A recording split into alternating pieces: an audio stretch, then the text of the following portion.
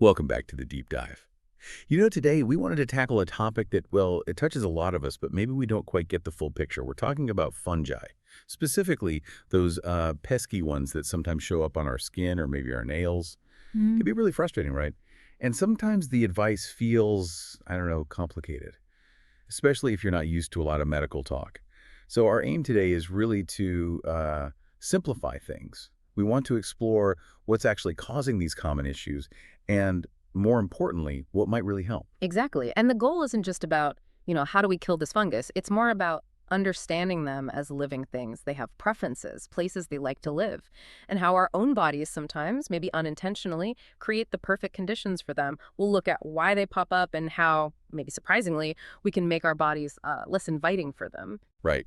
We're aiming for those practical insights, things that just click without all the confusing jargon, just understanding what's really going on. Okay, let's unpack this. So to start things off, here's something that, well, it might change how you think about fungi completely. They're considered one of the most, maybe the most resilient forms of life on Earth. hmm That's a big statement, isn't it?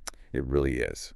And what that means, practically speaking, is that trying to just, wipe them out, kill them off completely, especially when they're on or in your body, it's often really difficult. And sometimes trying too hard can actually cause harm to us. So the goal shifts, doesn't it? It's less about total destruction, more about managing their environment. Precisely. It's about making it so they just can't thrive. And to do that, we need to know what they like, what they need. There are two main things. First, moisture. Fungi love dampness. Okay, but our bodies are mostly water, right? Like 70%. Exactly. We can't really change that fundamental fact without, well, causing serious problems for ourselves. So Yeah. while moisture is part of the equation, it's not the main lever we can pull. But the second factor, this is the crucial one we can influence, acidity. Right. Fungi absolutely love an acidic environment. They thrive in it. But on the flip side, they really struggle. They basically can't survive in an alkaline environment. Alkaline, like baking soda. Is that the idea? That's a perfect example. Baking soda is alkaline. Vinegar is acidic. Water's roughly neutral. Our bodies inside are naturally meant to be slightly alkaline. But certain factors can make specific areas, either on our skin or inside, become too acidic. And that's the moment the fungi go, perfect spot. Okay, so I think I'm getting this. It's not just bad luck if you get a fungal issue. It means that specific spot, for whatever reason, has become too acidic. That's the core idea, yes. And think about how that acidity might happen on the skin. Yeah. Our bodies get rid of waste products, right? And some of that waste is acidic. Sweat and urine are two ways we flush out acidic waste. That's why they're naturally a bit acidic. Now imagine sweat staying on the skin for a while. Maybe trapped under clothes or in a skin fold. Right, like under your arms or places like that. Exactly. Or the groin, or sometimes under the breasts for women. If that sweat sits there, it creates a continuously acidic little microenvironment. And that's just ideal for fungi. They find that spot and they settle in. It's about the conditions being right for them. Okay, that makes sense for the skin. Right. But you mentioned fungi inside the body, too. That sounds less obvious. Where are we talking about? We're mainly talking about our digestive system, our intestines, our gut. Ah, okay. Interestingly, the lining of our intestines is actually naturally a little bit acidic, so you might think, oh, perfect fungal home then. Yeah, it sounds like it. But normally, it's not a problem because we have trillions of tiny helpers living in there with us, beneficial microbes, what people often call good bacteria. Right, the gut flora. Exactly. And these good guys are crucial. They kind of keep everything in balance. They keep the fungi population in check, making sure they don't get out of hand. It's like a well-run neighborhood watch. Okay, so here's where it gets really interesting. Mm-hmm. What happens when those good guys, those helpful bacteria, start to disappear? Or their numbers go down? That's precisely when trouble can start. And there are two really common reasons in our modern world why that happens. Okay. The first one, many people are familiar with this, antibiotics. Now, antibiotics can be lifesavers, absolutely necessary sometimes. Sure. But the problem is they're often not very selective. They kill the bad bacteria causing the infection, yes, but they often take out a lot of our good bacteria along with them. It's like carpet bombing instead of a targeted strike. Right, okay. I see. And the second reason, Stress. Just good old-fashioned modern life stress. Constant worry, anxiety, being under pressure for long periods, it actually harms those beneficial microbes. They're quite sensitive. wow, I didn't realize stress could do that internally. It really can. So when the numbers of these good bacteria drop, either from antibiotics or stress, the fungi suddenly have less competition, less supervision. And they start to overgrow. They do. And the most common symptom people feel from this internal fungal overgrowth, there's a fancy name, dysbiosis, but the feeling is simpler. It's bloating, excessive gas, what doctors sometimes call meteorism. Bloating and gas. Okay. Why does that happen specifically? It's about how they break down food. Our good bacteria, they're very efficient. They digest food in a way that produces very little gas. Fungi, though, they use a different process called fermentation. Think about making bread dough rise or brewing beer. What does fermentation produce? Gas.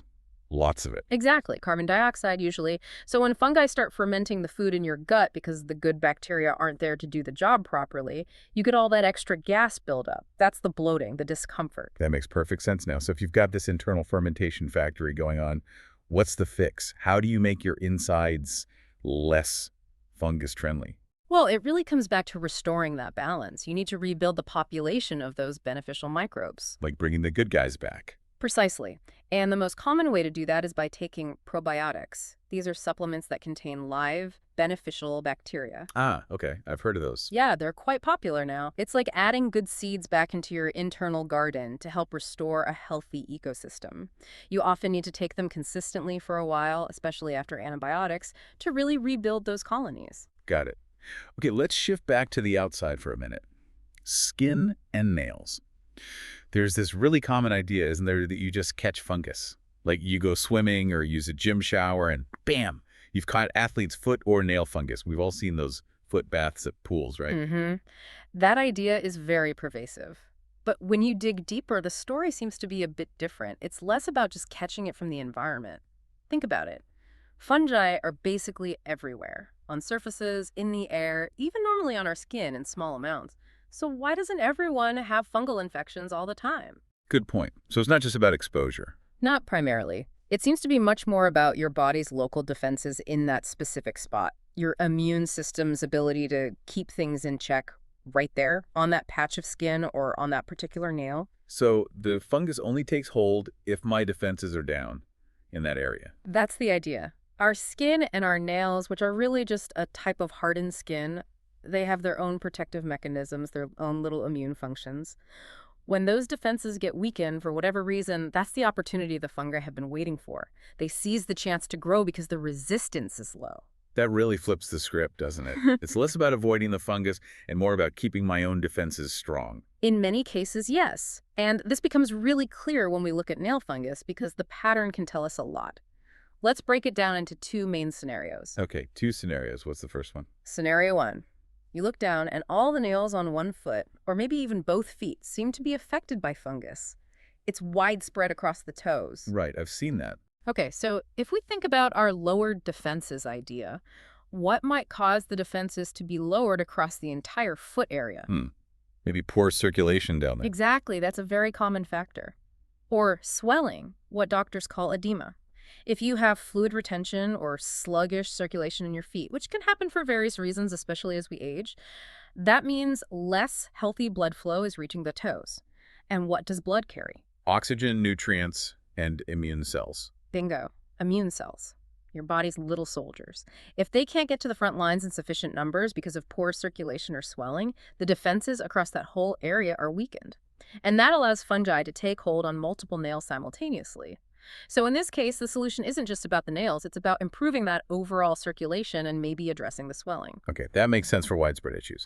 Now, what's the second scenario? This is the really curious one, isn't it? It is. Scenario 2. Only one nail is affected, maybe just your big toe, for instance, and all the other nails on that foot, maybe even the toe right next to it, are perfectly healthy and clear. Yeah, that seems odd. If it was just catching something in your sock, surely more toes would get it. Precisely. So this scenario suggests it's probably not about general immunity being down across the foot, and it's likely not just about contagion. It points to something much more specific, more localized. Okay, so what could it be? Well, this is where we dip into concepts from more traditional or holistic views of the body. These perspectives often talk about unseen energy pathways, sometimes called meridians. Meridians, like in acupuncture. Exactly like that. The idea is that these pathways are like invisible channels carrying vital energy connecting different parts of the body, including linking surface areas like toes to deeper internal organs. Now, according to these systems, specific toes are linked to specific organ systems via these meridians. Okay, hang on. So a fungus on one specific toe might be related to an organ. Potentially, yes, through this energetic connection. For example, in many of these systems, the big toe on the right foot is energetically linked to the pathway associated with the liver and the bile duct system. Right foot, big toe, liver and bile. Okay. And the big toe on the left foot is often linked to the energy pathway for the spleen and the pancreas. Left foot, big toe, spleen and pancreas. Got it. Now, it's really important to stress this doesn't necessarily mean your liver or spleen is sick in a way a doctor would diagnose with standard tests. It's more about a subtle imbalance or blockage in the energy flow along that specific pathway. And that energetic disturbance can manifest sort of like a little warning light on the nail associated with that pathway. Wow. Okay, that's a completely different way of looking at it. So for that single nail fungus, just using an antifungal cream might miss the point entirely. It might only address the symptom, yes. If the underlying energetic imbalance isn't addressed, the fungus might keep coming back because the weak spot remains. So the real key could be addressing the swelling and circulation if all nails are affected, or looking into these energy pathways if it's just one specific nail. That's the perspective, yes. It's about finding the root cause, which might be different depending on the pattern you see. Fascinating. Okay, let's try and bring all this together. We've talked about acidity, gut health, immunity, circulation, even energy pathways. What are some simple, practical things people can actually do? Right, let's make it actionable. For skin fungi, those ones in the sweaty, acidic spots, the baking soda solution we touched on is really effective. How do you make that again? It's simple. Take a bit less than a teaspoon of baking soda, dissolve it in a glass of boiling water. The boiling just helps it dissolve fully so you get a good alkaline solution. Let it cool down, of course. Right, don't want to burn yourself. Definitely not. Then apply that cooled solution to the dry skin where the fungus is, underarms, groin, wherever.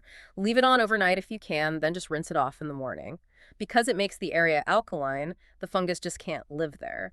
Doing that consistently, maybe for about a month, often clears things up because you've changed the fundamental environment.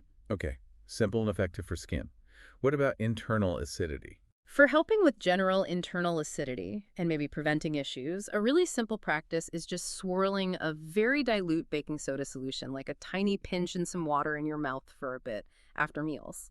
Helps neutralize acids there. And for the gut health, the bloating. That comes back to restoring the good bacteria. So consider probiotics, especially if you've taken antibiotics recently, or if you're going through a stressful time, rebuilding that internal ecosystem is key. Makes sense.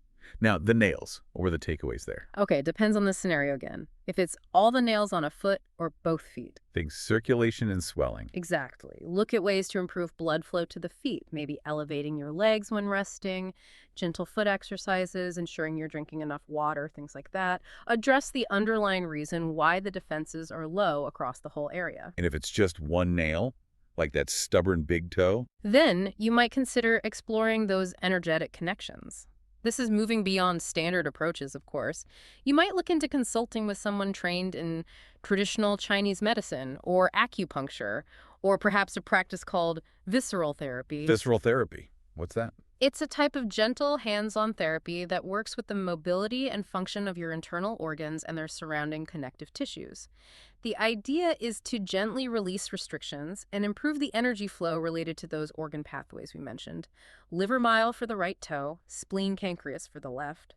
By addressing that deeper energetic imbalance, the theory is that the corresponding nail can then heal naturally. So it really comes down to understanding why the fungus is there, doesn't it? It's not just about attacking the fungus itself. Precisely. It's about understanding the conditions your body is presenting and changing those conditions to make it an inhospitable place for fungi, working with your body's signals. So what this really means for you listening right now is that you can play a really active role. It's about understanding your body, listening to these signs, and making adjustments, maybe simple ones, rather than just feeling like you're constantly fighting a losing battle against these things. And it does raise a fascinating question, doesn't it? What if these signs, these seemingly simple issues like a persistent nail fungus, Right. what if they're actually messages? Clues from our body pointing towards deeper imbalances, maybe in our circulation, our gut health, or even these subtle energy flows, rather than just being random infections we need to eradicate. That's a powerful thought. It really encourages us to think differently, doesn't it? To look beyond the surface symptom. So the next time you notice a skin or nail issue that just won't quit, maybe pause and ask, is my body trying to tell me something important here, something about its overall balance? It's certainly food for thought. Thank you so much for joining us today on the Deep Dive.